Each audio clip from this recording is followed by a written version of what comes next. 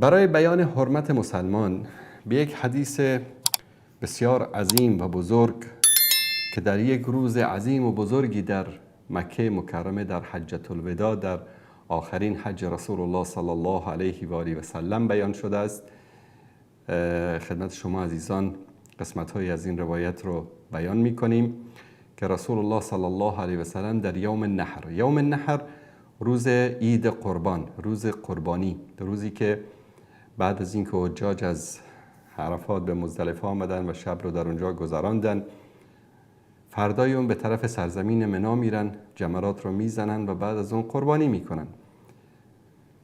و کسانی که به حج نرفتن در بقیه کشورها در این روز نماز عید رو میخوانن و بعد از اون قربانی میکنن. این روز رو در بین ایام حج به یوم نحر یا یوم قربانی، روز قربانی معروف است. رسول الله صلی الله علیه و آله و سلم در این روز بزرگ آمدن و مردم رو جمع کردن. همه قربانی کرده بودن و خلاصه در منا جمع بودن. در بعضی روایات میگن بیش از 100,000 نفر بودن در اون حج. فرمودن یا ایها الناس، ای انسان ها.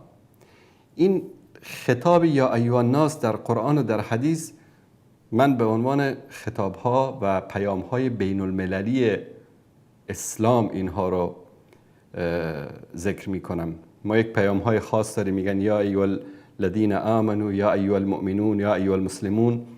اینا خاص است برای مسلمان ها. یکی پیام هایی است که در شروعش میگه یا ایها الناس. در قرآن کریم هم زیاد داریم آیاتی که یا ایها الناس آمده.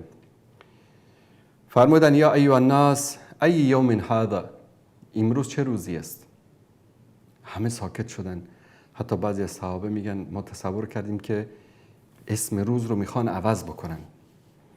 و این احترام ادب صحابه بود که رسول الله صلی الله علیه و سلم وقتی سوال میپرسیدن جواب نمیدادن، یا اگر جواب میدادن میگفتن که الله و رسوله یعلم، یا الله و رسوله اعلم، الله و رسولش بهتر میدانند.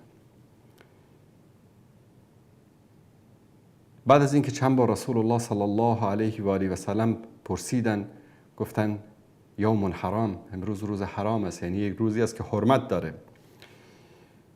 فای بلد هذا، این چه سرزمینی است؟ خب بعد از چند بار که پرسیدن صحابه جواب دادن که بلد حرام، سرزمینی است که حرمت دارد. سرزمین مکه مکرمه جمله سرزمین هایی است که دارای حرمت است. فای شهر هذا، این کدام ماه است؟ صحابه بعد از چند بار که رسول الله صلی الله علیه و آله و سلم پرسیدن فرمودن که این ماه حرام است، یعنی ماهی که حرمت دارد. فرمودن فإن دماءکم، خون شما در بینتان، و اموالکم، و اموال شما، و اعراضکم، و ناموس شما، علیکم حرام، در بین شما حرمت دارد، بر یک دیگرتان حرام است. که حرمت یومکم هذا، مانند حرمت امروز، فی بلدکم هذا، در این شهر، و فی شهرکم هذا، و در این ماه. همانطوری که این ماه و این سرزمین و این روز حرمت دارد، خون شما، مال شما و ناموس شما حرمت دارد، حرام است بر یک دیگرتان. فعادها مرارا، چندین بار این رو تکرار کردن. ثم رفع راسه فقال، بعد از اون سر مبارکشان را بلند کردن و فرمودن اللهم هل بلغت، پروردگارا آیا پیامت را رساندم؟ اللهم هل بلغت، و 3 بار تکرار کردن. ابن عباس رضی الله تعالی عنهما راوی حدیث میگه فوالذی نفسی بیده انها لوصیت الی امته، قسم به ذاتی که جانم در گرب اوست، این وصیت رسول الله صلی الله علیه و آله و سلم برای امتش بود. پس همانطور که خون یک مسلمان حرام است، مال یک مسلمان بر دیگری حرام است، عزت و شرف و ناموسش هم بر مسلمان دیگر حرام است. حرمت خون نه تنها در این حدیث، حتی در قرآن کریم برای ما ثابت شده که الله متعال می‌فرماید و من یقتل مؤمنا متعمدا فجزاؤه جهنم خالدا فیها. کسی که یک مؤمنی رو بکشه پاداشش چی است؟ جزایش چی است؟ جهنم، جاویدان در آنجا میماند. و غضب الله علیه، الله متعال بر او غضب میکند. و لعنه، و بر او لعنت میکند. و عد له عذابا عظیما، و بر او یک عذاب بزرگی رو در آنجا آماده کرده است. در آیه دیگری میفرماید که ولا تقتلوا النفس التي حرم الله الا بالحق. هیچ نفسی رو که الله متعال کشتنش رو حرام کرده باشه شما نباید بکشین مگر به حق. به حق یعنی قتل کرده در مقابل قتل اعدام میشه، یا عملی انجام داده که مستحق قتل باشه قتل میشه. اما بدون دلیل هیچ انسانی رو، چه کافر باشه چه مسلمان، نباید کشته بشه. ذالکم وصاکم به، این وصیت الله سبحانه و تعالی است به شما. اونجا وصیت رسول الله صلی الله علیه و سلم بود، اینجا وصیت الله متعال است. لعلکم تتقون، تعقلون، تا شما از عقل خودتون استفاده، عاقل بشید. عبدالله ابن عمر رضی الله تعالی عنهما از رسول الله صلی الله علیه و سلم روایت میکنن که لن یزال المؤمن فی فسحة من دینه ما لم یصب دما حراما. مؤمن در وسعتی از امور دینش است، یعنی راحت است، آسوده است، مشکلی نداره، تا وقتی که یک خونی رو که حرمت داره به زمین میریزه. کشتن یک برادر مسلمانش، کشتن یک انسان، کشتن یک حتی کافری که در سرزمین اسلامی زندگی بکنه، یا کافری که بین آنها و بین مسلمانان عهد و پیمانی است، یا کافری که بر مسلمانان تجاوز نکردن، حمله نکردن، غیر نظامی هستند، انسانی که با مسلمان ها درگیر نیست ولو اینکه کافر باشه، حرمت داره. و حدیث معروفی هست که صحابه در یک جنگی بودن، یک انصاری در کنار اسامه بن زید رضی الله تعالی عنهما در جهاد بودن که یک کافری از سربازان کفار وقتی که درگیری شد و خلاصه مسلمانان بر آنها غالب شدن، این انصاری شمشیرش رو بلند کرد که این رو بزنه. این کافر گفت اشهد ان لا اله الا الله و اشهد ان محمد رسول الله. انصاری دستش رو برداشت، نزد. اما اسامه بن زید زد گردن طرف رو و او رو کشت. انصاری به اسامه میگه یا اسامه، یک شهادتین گفت، والله این داستان رو به پیامبر صلی الله علیه و آله و سلم ذکر میکنم. رفتن پیش رسول الله صلی الله علیه و سلم و حکایت رو ذکر کرد انصاری. به اسامه گفتن یا اسامه قتلته بعد ما قال لا اله الا الله، بعد از اینکه لا اله الا الله گفت زدی او رو کشتی.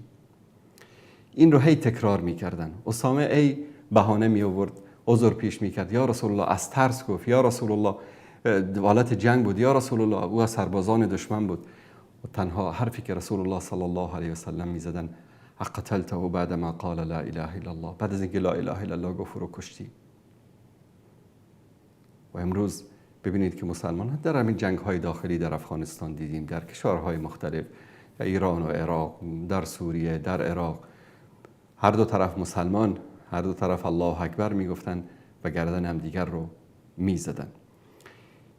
اسامه در ادامه میگه که در اون روز آرزو کردم که ای کاش تا الان تا این لحظه مسلمان نشده بودم و امروز مسلمان میشدم که مرتکب این گناه بزرگ نشدم. پیامبر هرچی عذر میکرد اسامه میگفتن که قتلته بعد ما قال لا اله الا الله، ای او را کشتی بعد از اینکه لا اله الا الله گفت. چون رسول الله صلی الله علیه و سلم و مسلمانان وظیفه ما فرستادن انسانها به جهنم نیست. وظیفه ما این است که مردم را از آتش جهنم نجات بدیم. کشتن، شکنجه کردن، اذیت و آزار کردن هدف اسلام نیست. هدف اسلام نشر مکارم اخلاق است. هدف اسلام نجات مردم از آتش جهنم است. در مورد حرمت مال رسول الله صلی الله علیه و آله و سلم می‌فرمایند که من اقتطع حق امرئ مسلم بیمینه فقد اوجب الله له النار. کسی که حق یک برادر مسلمانش رو ضایع میکنه، از بین میبره یا برای مسلط میشه، بر او آتش جهنم واجب میشه. و حرم علیه الجنه، و بر او جنت حرام میگرده. فقال له رجل و این کان شیئا یسیرا یا رسول الله، اگر یک چیز خیلی اندکی هم باشه، و این کان قضیبا من اراک، یعنی عودا من السواک، یعنی حتی اگر یک چوب مسواک برادر مسلمان تو هم به ناحق بگیری، این بلا سرت میاد که بر تو جهنم واجب میشه و الله متعال بهش رو بر تو حرام میکنه. و الله متعال میفرماید که ولا تأکلوا اموالکم بینکم بالباطل، اموالتان را به ناحق نخورید، اموال یک دیگر رو به ناحق نخورید. حرمت عزت و شرف و ناموس مسلمان هم از ابو هریره رضی الله تعالی عنه روایت است که رسول الله صلی الله علیه و سلم فرمودند کل مسلم علی مسلم حرام دمه و ماله و عرضه. هر مسلمانی بر مسلمان دیگر حرمت دارد، بر او حرام است خونش، مالش و ناموسش.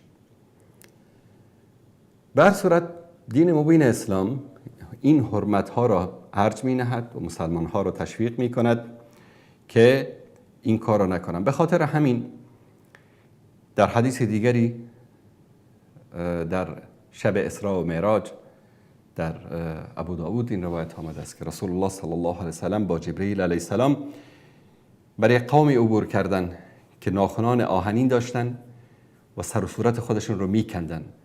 پرسیدن یا جبرئیل من هؤلاء، اینها کیا هستند؟ فقال هؤلاء الذين يأكلون لحوم الناس و یقعون فی اعراضهم، اینا مردمانی هستند که غیبت میکردن، زن فلانی اینطوری است، دختر فلانی اینطوری است، ماشین فلانی اینطوری است، خانه فلانی اینطوری است. غیبت چی است؟ بعضیا رو بگید غیبت نکن، میگه من که دارم راستشو میگم. اگر راست گفتی غیبت است، اگر دروغ گفتی بهتان است، یکی از دیگری بدتر. و در تعریف غیبت میگن که هر حرفی که اگر در مورد شخصی گفته شود که او اگر بشنود ناراحت شود، غیبت است.